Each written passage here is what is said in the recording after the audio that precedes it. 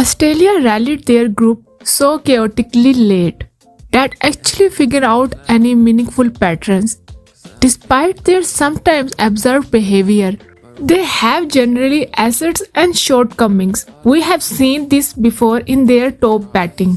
Their top order has been incredibly amazing at staying a lot on the wicket, and while staying, they are doing fantastic job for their team.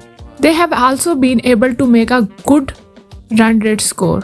Right now, Australia is the best team in power play, and of course they are ahead of India.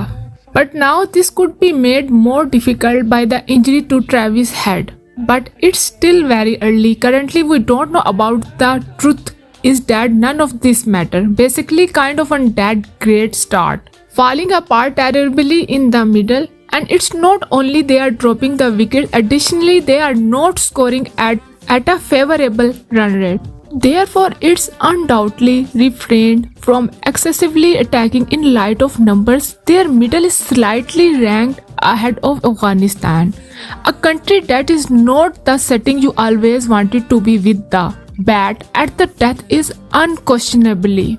However, they don't receive as if there isn't a big of a dent as you would prefer. You take averages and runs into the account. All things considered, they are probably the finest death scored. However, I would assert that they are presumably only by the South Africa because of ball handling runs per hour. Exceptional given that they have lost many wickets in the middle, followed by at the death hours they lose nothing at all, any wickets. Their bowling attacks, Australians' bowling attack, they perform the crucial task of taking ordinary early wickets are the only thing the innings during which they actually played. Take wickets at an excellent average and they truly don't spot it. With neither the economical nor the overall. Even better, we rate them as being the fourth best in terms of average throughout this time. However, their middle bowling overs is quite frail. They don't exert any effort catches and they move at roughly a bulk ordinary rate is also. The cause of the fewer wickets are taken by them is because of the heavy reliance on their fifth bowler that are simply not very good at, but because they are not the bowling terribly with the economy. In fact, almost above the average, they are best in this section. The worst part is not really how it's killing them. The average in the death bowling is probably the one. Albeit not very significant, indeed improve once more a ball. We don't expect this from Australian team.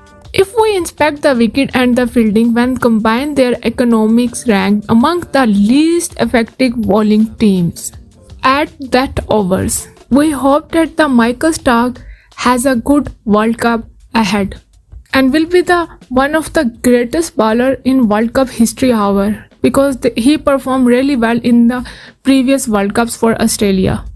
It is difficult to dispute that they don't possess as numerous talent death bowlers that engage in filtration with bringing in death expert for this competition in the manner of Nathan Ellis. Australian bowling lineups, be aware that they rest all of their players the moment and then they barge in. However, we anticipate them to deliver at a very high level and in several competitions they have and those who they haven't on the overall standings. In fact, we rate them the top team currently. England has essentially taken this cycle off and India has messed around a short bit without highlight that New Zealand simply has not been as affected, but Australia has managed to experiment with a variety of new techniques. Rest the players experiment. Best of luck to the side Australia and the fans, as Australia is now the strongest and favorite side to win the World Cup. Please subscribe my channel Cricket Insect.